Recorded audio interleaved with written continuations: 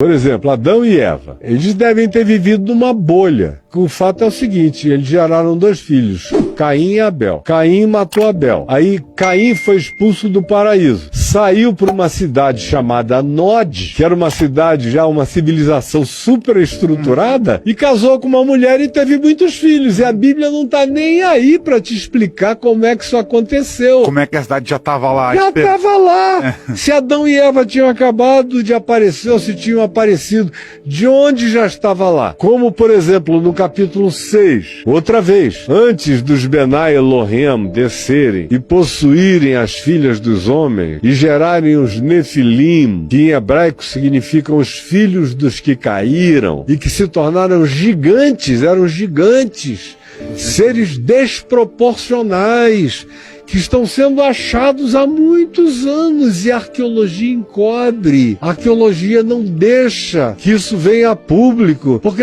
dá um trabalho danado reescrever a história humana inteira. Esse pessoal é preguiçoso, é conservador, é ortodoxo. Eles sentam em cima dos grandes achados arqueológicos, só que chegou uma hora em que não vai ser mais possível. E essa hora chegou. Todos os mitos dos povos contam a mesma história, só que a antropologia do século XX, na presunção positivista, racionalista do século XX e do século XIX, diz, não, isso é só mito da ignorância desses povos. Eles inventaram, agora, não se comunicaram e inventaram tudo, coisas absolutamente iguais, sem Pangeia, já separados por oceanos intransponíveis, contaram as mesmas histórias, idênticas. E diz lá o texto de Gênesis, ora, naquele tempo havia gigantes na terra, e também depois que os filhos de Deus possuíram as filhas dos homens e com elas geraram os nefilins, que eram os gigantes. O texto de Gênesis diz que eles corromperam toda criatura que rastejava sobre a face da terra, fizeram todos os experimentos possíveis na terra, no mar, onde quer que eles tenham encontrado criaturas vivas, eles as desconfiguraram. Aí é onde o livro de Enoque, que devia estar na nossa Bíblia, mas não está, foi uma decisão lá do imperador Constantino deixar de fora, mas está na Bíblia dos etíopes.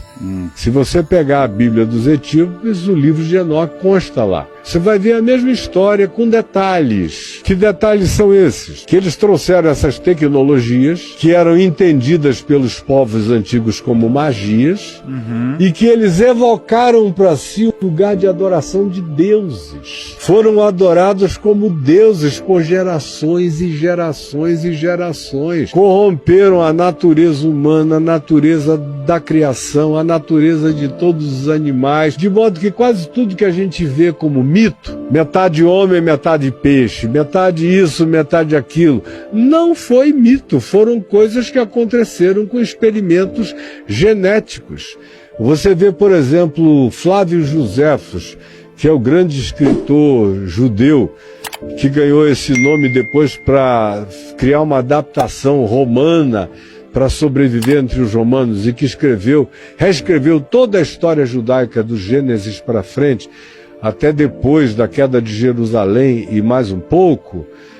Ele diz aos gregos, ele diz, vocês gregos, todo o panteão de vocês foi verdade, não foram mitos. E ele diz, são os seres descritos em Gênesis, no capítulo 6, da fusão dos Benai Elohim com as filhas dos homens.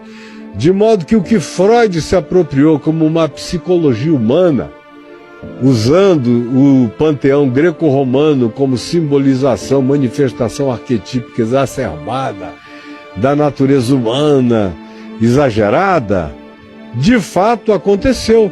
Se você quiser entender a psicologia desses seres pré-diluvianos, que decorreram dessa miscigenação de entes celestiais com as filhas dos homens e com a corrupção do gênero humano, em razão da qual veio o dilúvio, que foi o resetting.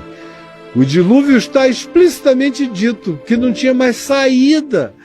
Se a humanidade, ou o que tinha restado da humanidade, continuasse daquele jeito, tinha acabado tudo há muito tempo atrás.